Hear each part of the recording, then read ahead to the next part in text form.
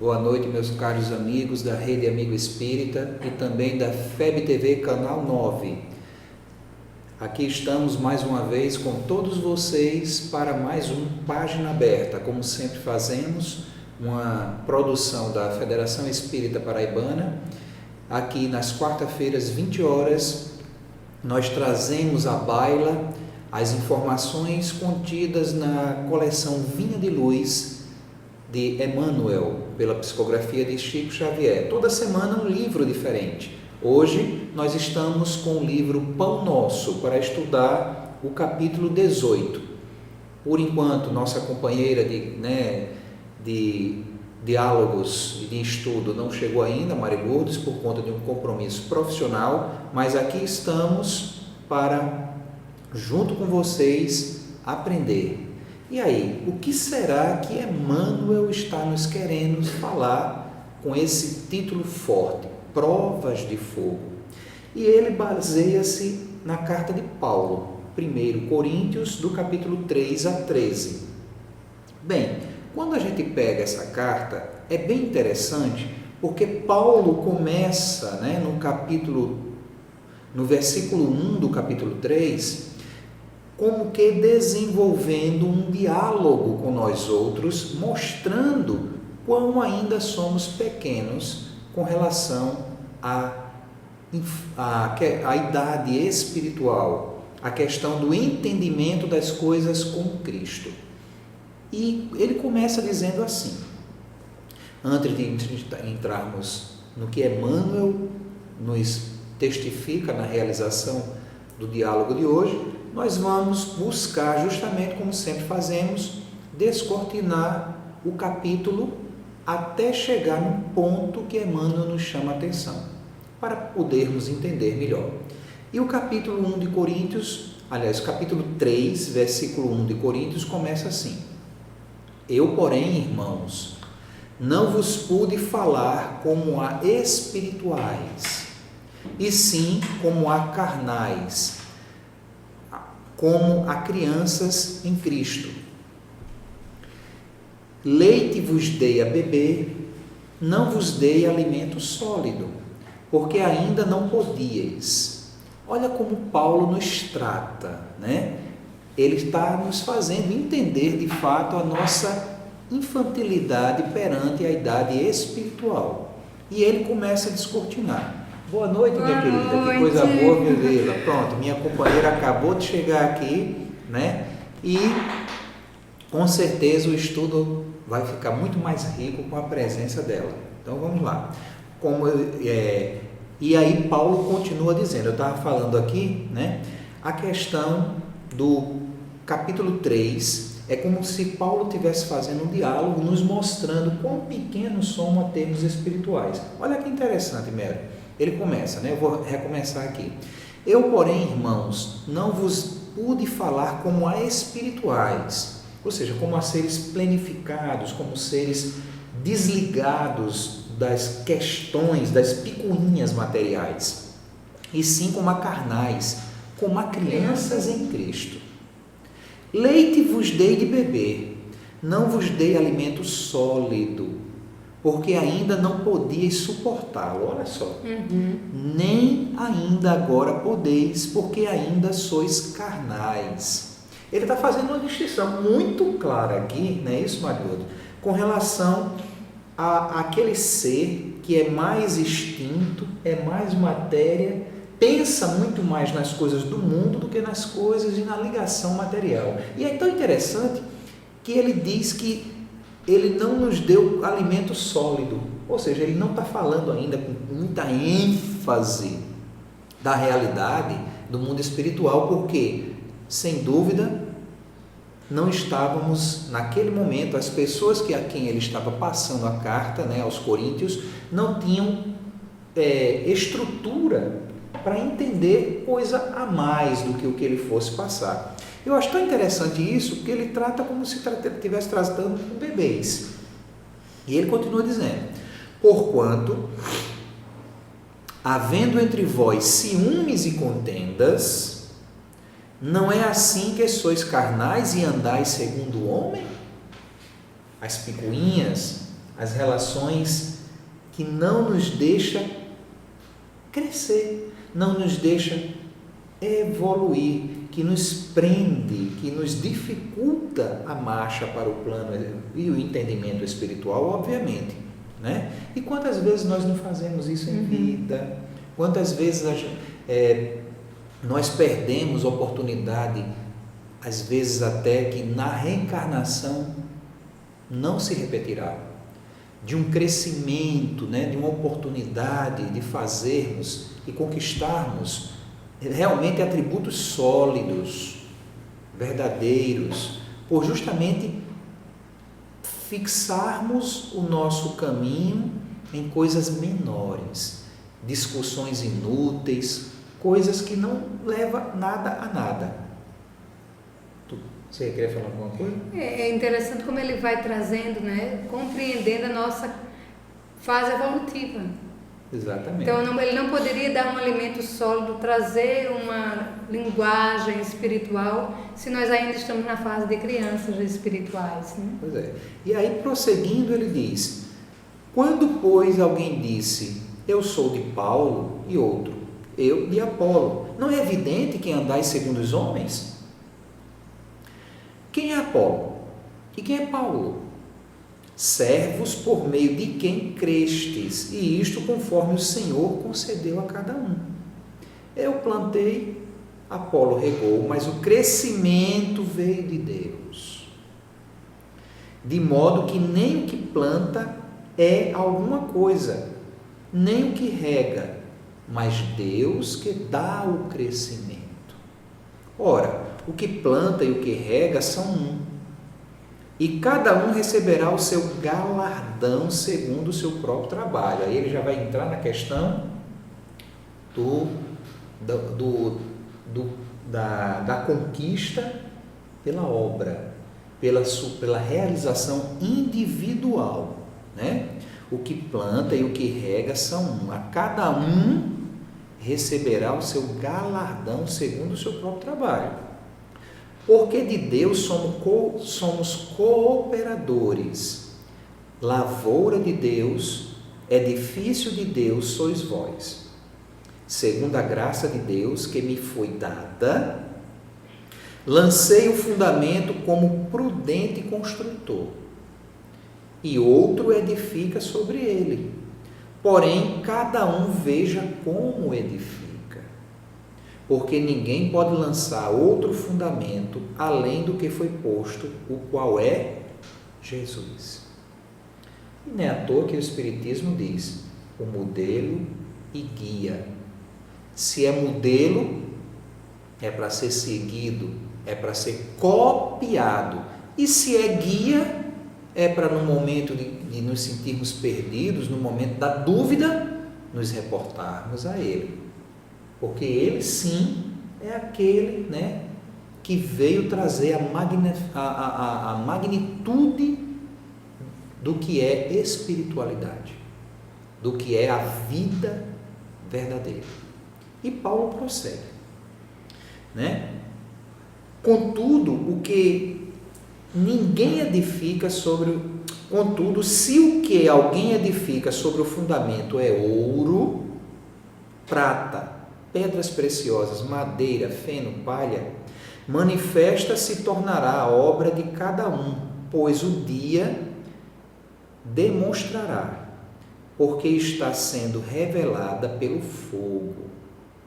E qual seja a obra de cada um, o próprio fogo provará. E é esse pontinho de nada do final do versículo 13 que Paulo pega. E o fogo provará qual seja a obra de cada um. Não é a riqueza que estamos amontoando. Paulo deixa bem claro aqui, né?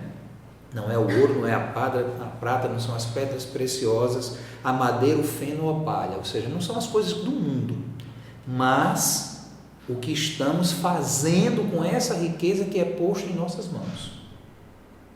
Não é? E nesse contexto a gente vê muito bem quão é difícil, porque nos desviamos com muita naturalidade, e é isso que Emmanuel vai mostrar aqui no texto, que ele traz para falar das provas de fogo, não é? Antes de começarmos, Marilu, quer falar alguma coisa? É interessante como Paulo vem esclarecendo, né? Vem trazendo para nós De uma forma tão meiga, né? Tão Exatamente. simples, tão assim, amiga. Dizendo que não, o importante é que cada um possa fazer a sua parte. Não importa quem está plantando, quem está regando, mas estamos construindo algo. E sempre não deixando de entender e fundamentar o trabalho que é para a aquisição espiritual e não pelo mero amontoar material. Né? Exatamente. Então, vamos lá. Ele começa dizendo o seguinte: a indústria mecanizada dos tempos modernos muito se refere às provas de fogo para positivar a resistência de suas obras. E poderando o feito, recordemos que o Evangelho, igualmente, se reporta a essas provas há quase 20 séculos, com respeito às aquisições espirituais. As aquisições espirituais é o que nos refere ao que nós vamos realmente mostrar, né? A resistência da obra, o que é que está seguro na obra, não é? São as aquisições espirituais, o nosso conhecimento, a nossa prática na vivência espiritual é que vai nos dar a verdadeira resistência, né? Então, porque ela vai dizer, na indústria, com esse mecanismo dos tempos modernos, muito se refere à prova de fogo para positivar a resistência de suas obras. Ou seja, cada vez mais a indústria vem se fortalecendo para estar fundamentada nos tempos modernos. Quanta tecnologia a gente não tem hoje, né? Para tudo. Na medicina é algo fantástico, há um auxílio da tecnologia. E sempre foi a ferro e fogo, com muitas dificuldades, com sacrifícios até. Nós sabemos que muitos cientistas, inclusive, a respeito do cientista, né? Do casal Curie, se não me engano foi o casal Curie que descobriu o raio-x, né? Eles tiveram que se expor à radiação, morreram contaminados pelo câncer, para poder trazer aquela descoberta à tona. Como também algumas vacinas que hoje usamos, os próprios cientistas muitas vezes tiveram que inocular em si mesmos, sem saber nem que resultado iriam ter, para que aquilo ali viesse à baila, né? Então, é muito estudo, muita coisa realmente a ser descortinada, a ser sacrificada até para que a conquista venha. E fazendo esse paralelo, Mary, aí é que Emmanuel diz que também o Evangelho não esquece disso e comprova que também com relação ao respeito às aquisições espirituais, há igualmente essas provas de difícil monta e também muitas vezes, principalmente quando o entendimento é mais assim para o campo da base de instinto mesmo, da base animal, distante, né, da base espiritual, e aí é que fica mesmo complicado de mudar, de entender e por essa monta, muitos consideram sacrificial. Obviamente, na medida que o entendimento se faz, na medida que a gente vai adquirindo novos conceitos, e isso vai mudando até o sabor das nossas vidas por determinadas coisas. Isso é óbvio, né? O que antes, lá atrás, me satisfazia e me deixava, me trazia uma satisfação de felicidade, mesmo que passageira, efêmera, né? De gozo. Hoje, com o entendimento do Evangelho, com o amadurecimento e o equilíbrio, né, que a experiência vai nos trazendo, aquilo ali muito bem é deixado de lado, né? Não mais me convém. O que me convém hoje, o que me satisfaz hoje, são coisas mais ponderadas, coisas diferentes, né? Que antes eu não levava em consideração, e eu podia até dizer que se perdesse aquelas oportunidades de gozo, seria um grande sacrifício, uma grande perda. Então, a gente vê que como é por isso que Jesus é muito óbvio, claro, quando ele diz que a verdade liberta. Por isso que o Espiritismo, sendo descortinador, inclusive, desse caminho, né, na verdade, obviamente, ele requer dedicação, estudo, acima de tudo, dedicação, estudo, para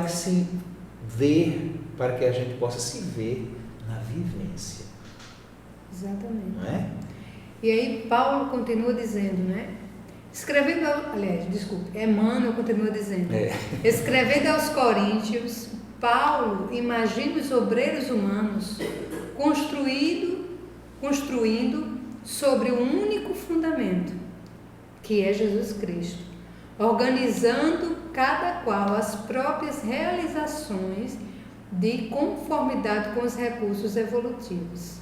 Então, Paulo traz, né, Emmanuel nos deixa claro que as obras humanas têm como fundamento, têm como base Jesus Cristo, mas não a personalidade de Jesus Cristo, porque a gente às vezes fica no culto à persona Jesus, mas nós precisamos estar ligados ao Cristo, que é o que? É esse exemplo, é todo o roteiro que ele trouxe, para que a gente pudesse praticá-los. E é tão interessante isso que Paulo não disse, hoje não sou eu que vivo, mas Jesus que vive em mim. Não, ele não disse isso, mas o Cristo. Ou seja, a condição de ser, de entender, né? De agir diferenciado, que demonstra crescimento evolutivo, diferença da forma de encarar o mundo. E aí Emmanuel pondera quando ele diz assim, a base é o Cristo, né? Mas cada qual as próprias realizações de conformidade com os recursos evolutivos. Cada um vai estar exercendo, tendo como base a visão de Jesus, também com base nos seus recursos evolutivos. Pode ser que em alguma fase da nossa vida nós ficamos apenas na persona de Jesus, o Filho de Deus, e que nós precisamos adorar. Mas na medida que nós vamos evoluindo e vamos descortinando as questões espirituais, nós vamos compreendendo o Cristo, né? E aí cada evolução, os nossos recursos vão nos favorecer para que a gente possa fazer realizações mais concretas, mais, de certa forma, com respaldo do encontro com Cristo que já estamos vivenciando. Esse encontro, eu creio que fica bem evidente no versículo 10 desse capítulo 3, que Emmanuel foi buscar, né? Essa vertente aí. Segundo a graça de Deus, Paulo diz, que me foi dada, né? Porque tudo vem de Deus, tudo abunda de Deus. Lancei, aí a parte que compete a ele, lancei o fundamento como prudente construtor, né? Então ele lança o fundamento para a realização. Aí, olha que interessante aqui que ele diz, e outro edifica sobre ele.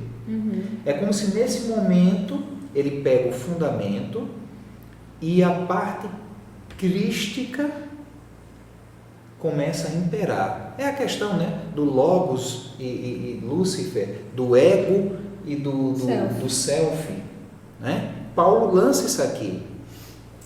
Porém, cada um veja como edifica.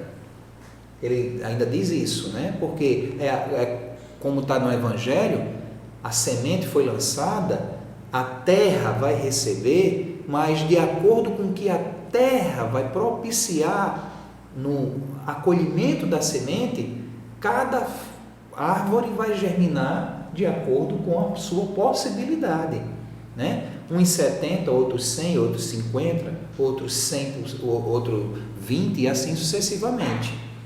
Por isso que a vertente do Cristo que, sinceramente, eu mais gosto de lembrar é aquela que diz, orai e vigiai sempre. Porque a gente tem que estar antenados. Gente, é muito fácil a gente escorregar, a gente se desviar, quando não estamos atentos. Quando não estamos atentos.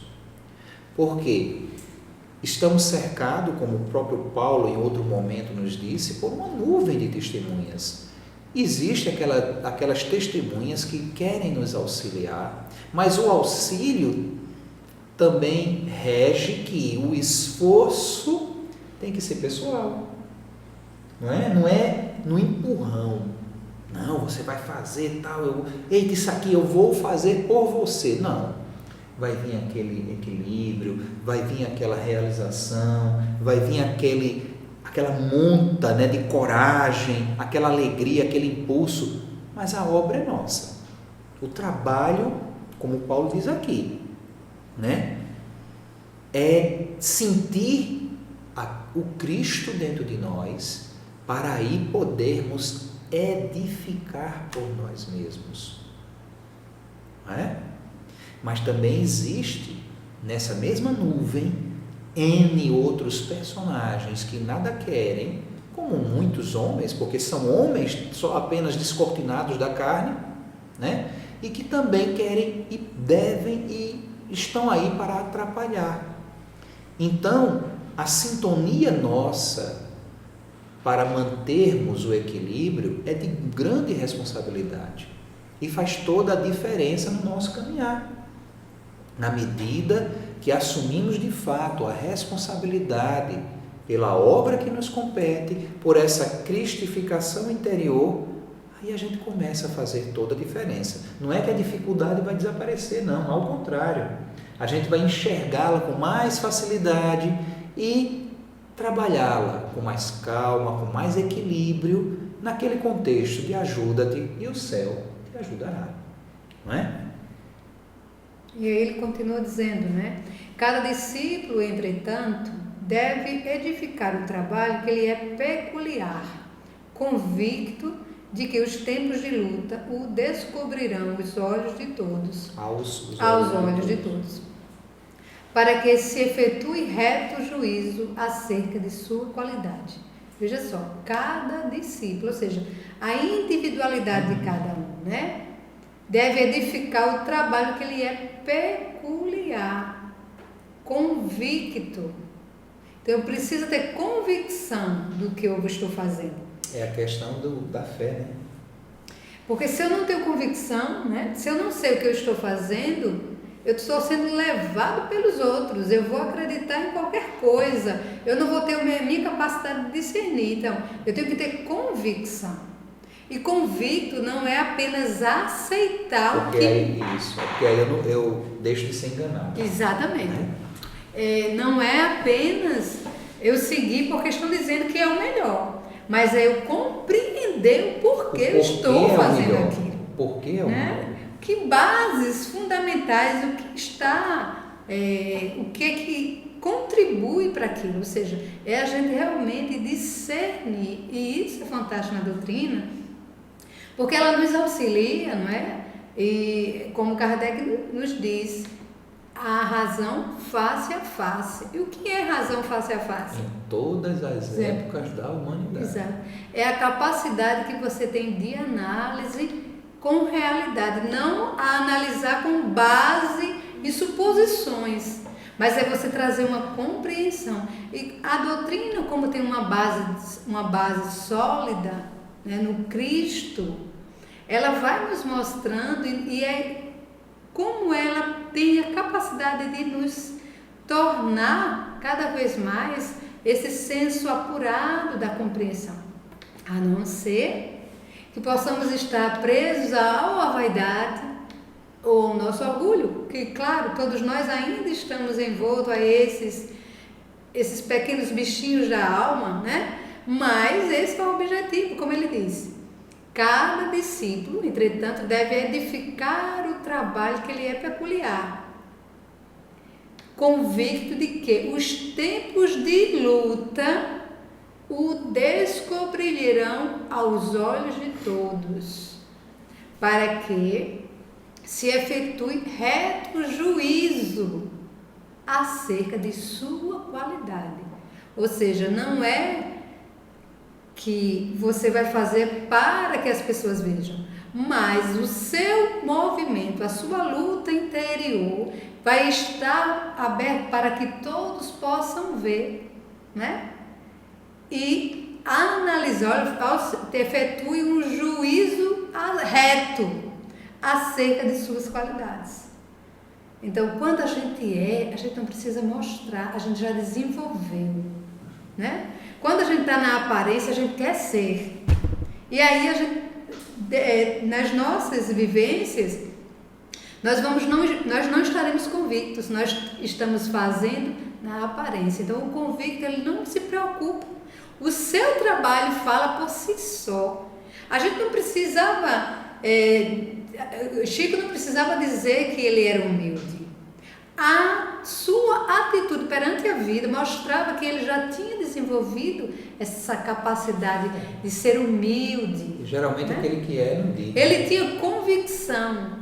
Ele não precisava aparentar. E assim, logicamente, nós precisamos nos espelhar nesses amigos que estiveram aqui conosco, que conseguiram mostrar que é possível a gente caminhar, né? E isso faz todo o movimento. E é como Joana de Ângeles, em uma das muitas mensagens dela, diz, Marilotes, olha que interessante, é importante que tudo quanto faças apresente um significado positivo, motivador de novos estímulos para o prosseguimento da tua existência, que se deve caracterizar por experiências enriquecedoras. Olha essa pequena frase de Joana, como condiz com tudo que você estava confirmando até agora e falando a respeito do comentário da mensagem de Emmanuel, né? Porque é o que vale da vida. O que não vale, né? O que não nos traz certeza, o que nos deixa na ressaca, vamos falar assim, só aumenta o buraco, aumenta o vazio existencial, aumenta as incertezas diante das intempéries da vida e, consequentemente, a vida ela passa a ter um leque mais de visão, mais sombrio, mais densificado. A esperança ela fica pouco revestida em apenas algumas circunstâncias e momentos vagos.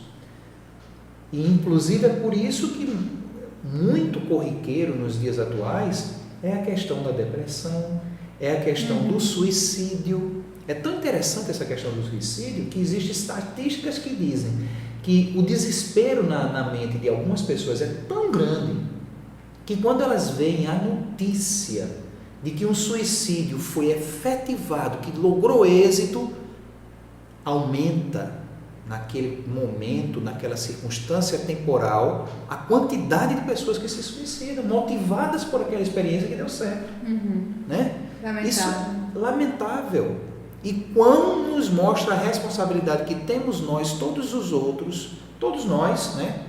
Todos nós outros temos com as ideias, com as coisas que veiculamos, com o que postamos em redes sociais, com o que disseminamos, porque a gente não sabe, meus irmãos, o que é que um comentário, o que é que uma imagem distorcida, uma ideia mal fomentada, mesmo que verdadeira, pode provocar nas circunstâncias e na vida de outras pessoas que estão mais do que perdidas, mais do que secas de fé, de esperança, de motivação, de vida.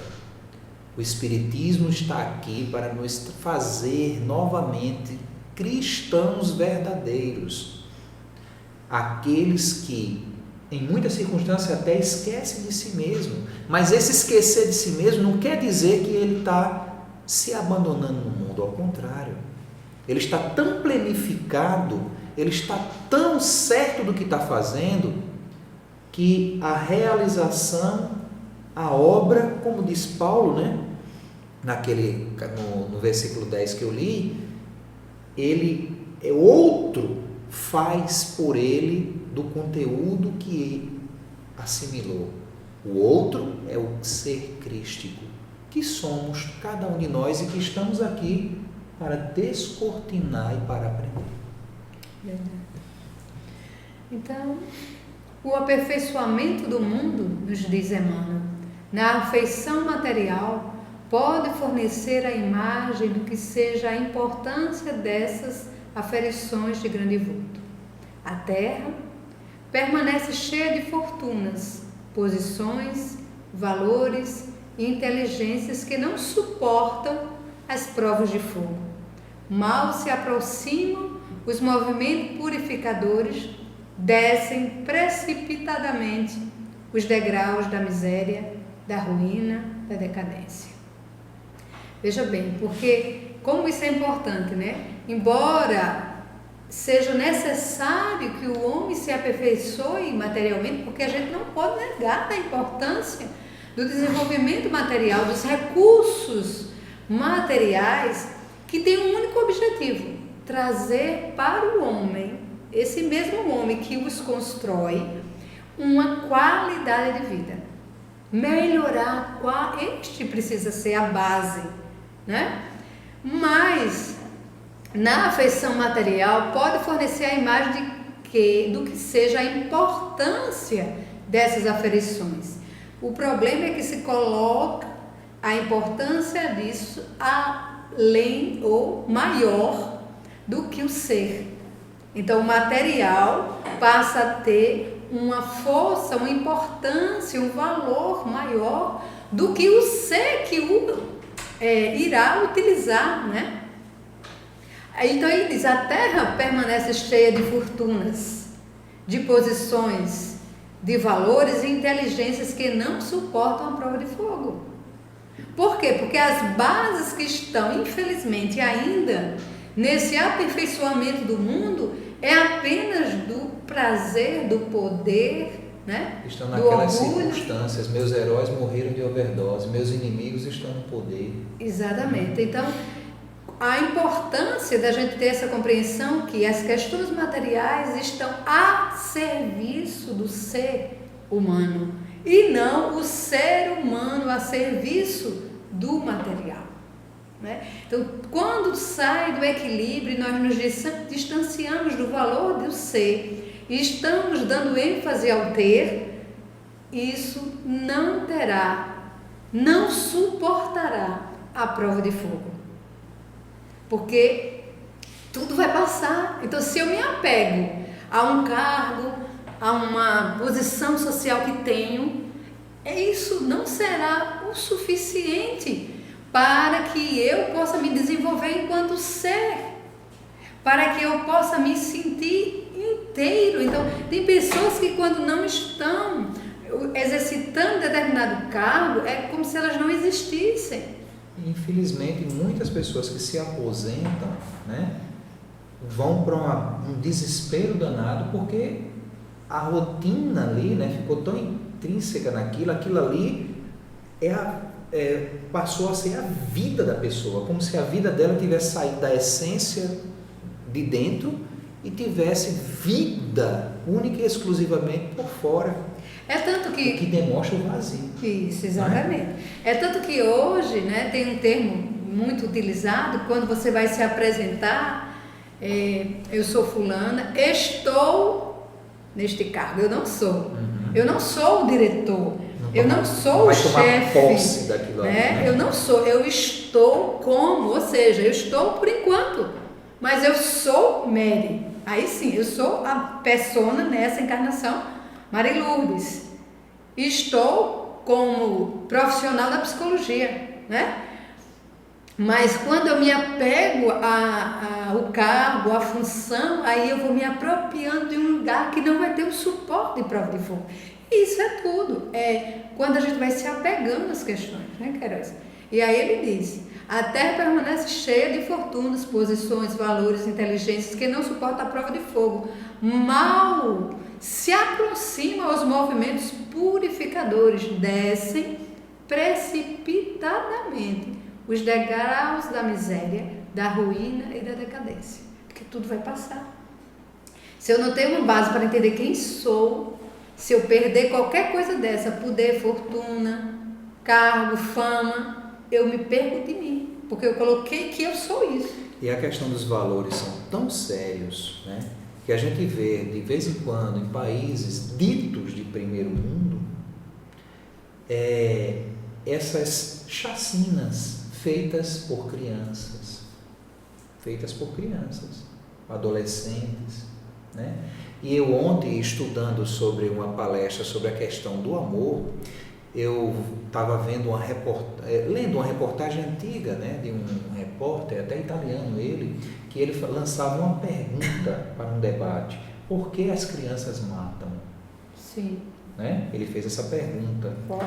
Aí ele fazia umas colocações, porque não existindo um alicerce mais firme, baseado, né, na forma de viver em família, na questão da paz, na questão do relacionamento sadio, sincero, o que a criança vê lá fora é justamente onde acontecem, né, essas manifestações, como por exemplo o Estado americano, né?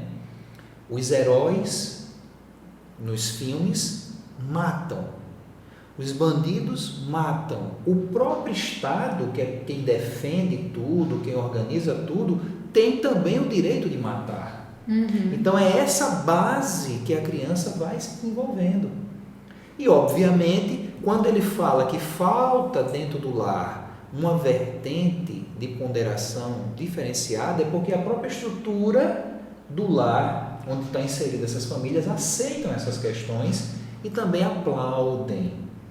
Obviamente, esse exemplo faz com que, em qualquer situação mais conflitante, a criança também se veja no direito de se lançar de uma arma para dizer: estou resolvendo as questões que eu acho que tem que ser resolvido, né? De maneira totalmente deturpada da realidade como deveria ser. Por isso que a fundamentação do que Jesus traz é esse diferencial para o aperfeiçoamento interno, que proporcionará então o aperfeiçoamento do mundo, na afeição mesmo, né, real, fidedigna, de paz, de verdadeira tranquilidade, de verdadeira transformação. Por isso que precisamos evidenciar e reforçar a nossa escolha no que fazemos no mundo, no que aceitamos no mundo, no que entendemos no mundo.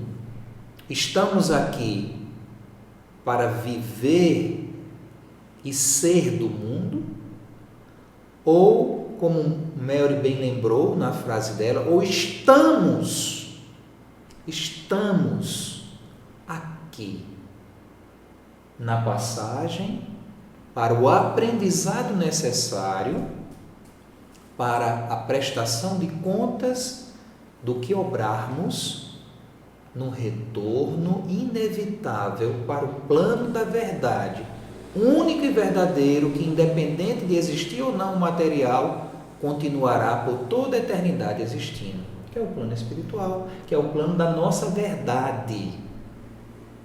Principalmente no mundo ocidental, a gente vê que com o tempo, né, com essa ideia de capitalismo desenfreado, pela ganância do ter em relação, né, ao ser, pela ação agressiva, né, assim, sem freios, da utilização dos recursos, de passar por cima do que quer que seja ou de quem quer que seja para a obtenção do ter, a base foi invertida, né? A valorização do que está aqui ficou muito mais em foco, muito mais em mente do que a questão do que não se vê, do que não está, mas que nem por isso deixa de ser, que é a verdade do plano espiritual.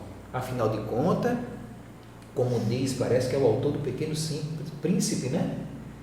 A gente tem que voltar àquela vertente de entender e de aceitar que o essencial é invisível aos olhos. E a espiritualização, pela verdadeira base de crença religiosa, ela tem que nos manter nessa evidência. E olha, o Espiritismo, ele faz isso como ninguém. Como ninguém. Como nenhuma outra doutrina no mundo. Né? O Espiritismo nos dá esse fundamento de entendimento mais do que óbvio da verdade. E isso tem tudo para nos trazer a tranquilidade, a serenidade, a fé, a esperança, mesmo e inclusive diante das adversidades, como Emmanuel diz aqui, da prova de fogo.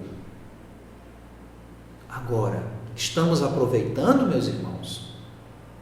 Estamos nos senhoreando das nossas vidas, nos preparando para o retorno ao campo da verdade, como André Luiz fala em sua obra, como completistas naquilo que colocamos lá atrás como tarefa, como dever, como exercício para a nossa planificação? Eis a grande questão, eis a prova de fogo, não é? E para fechar, né, Emmanuel vai trazendo que no serviço do Cristo também é justo que o aprendiz aguarde um momento de verificação das próprias possibilidades. O caráter, o amor, a fé, a paciência, a esperança representam conquistas para a vida eterna. Não a vida qualquer. Realizadas pela criatura, né? Com o auxílio santo do Mestre. Mas todos os discípulos devem contar com as experiências necessárias que, no instante oportuno, lhe provarão as qualidades espirituais. Não é isso? É, meus irmãos. E quanto mais cedo entendermos isso, o mundo se regenerará. Tem hora que as palavras dão um nó em língua que eu vou te contar. Se regenerará muito mais rapidamente. O que nos faz refletir que não adianta reclamar, não adianta ir de encontro, não adianta cruzar os braços, não adianta botar a culpa em terceiros. Precisamos, mais do que nunca, de fazermos a nossa parte e deixar desse pensamento, né, diminutivo de que o que eu faço é nada. Porque isso também dificulta, isso também é um empecilho. A gente tem que botar na mente que o que a gente faz quando embasados no que Emmanuel fala aqui, no caráter, no amor, na fé, na paciência, na esperança, é mais do que necessário à vida, é mais do que grandioso, porque é o nosso dever como discípulos do Cristo, como seres espirituais em crescimento e desenvolvimento. Porque imaginemos um mundo em que todos comecem a pensar dessa maneira. Olha, que pulo, que upgrade. Com certeza trazendo consequências das mais diversas e favoráveis para toda a humanidade. Portanto, meus irmãos, pensemos, né? E o fogo provará qual seja a obra de cada um. É isso, Mary? Exatamente. É assim, né? E aí a gente, né, nessa noite, possamos refletir a importância de estarmos nesse processo evolutivo, como Emmanuel começa dizendo, o aprendiz aguarda o momento da verificação, para depois vir um discípulo, que no final é que ele diz: mas todos os discípulos devem contar com as experiências necessárias, que no instante oportuno provarão as qualidades espirituais. Nós precisamos estar compreendendo que somos aprendizes, porque o apóstolo, discípulo, já está consciente do Mestre. Como nós ainda estamos no processo, crianças, como disse Paulo, querendo com muita vontade, né, nos fortalecer para que a gente possa crescer e aí realmente estarmos no lugar do discípulo, né, honrando ao Cristo através das nossas atitudes, louvando ao Cristo através da nossa transformação moral. Porque o maior, como disse, qual é o maior benefício ou a maior atitude que nós podemos fazer para Deus? Cumprir suas leis. Né? Então, exercitando cumprir a lei de Deus, nós estaremos nos transformando em seres mais espiritualizados. Isso nunca é demais lembrar, né, Mary, que já somos ou nos consideramos adeptos da terceira e derradeira revelação que é o Espiritismo. Gente, isso é vantagem por demais com relação a muitos outros irmãos nossos que ainda não aceitam e que ainda não encontraram essa grandiosa doutrina de renovação, de verdadeira consolação e até, por que não dizer, de facilitação do nosso caminhar. Aproveitemos, porque Jesus é conosco sempre.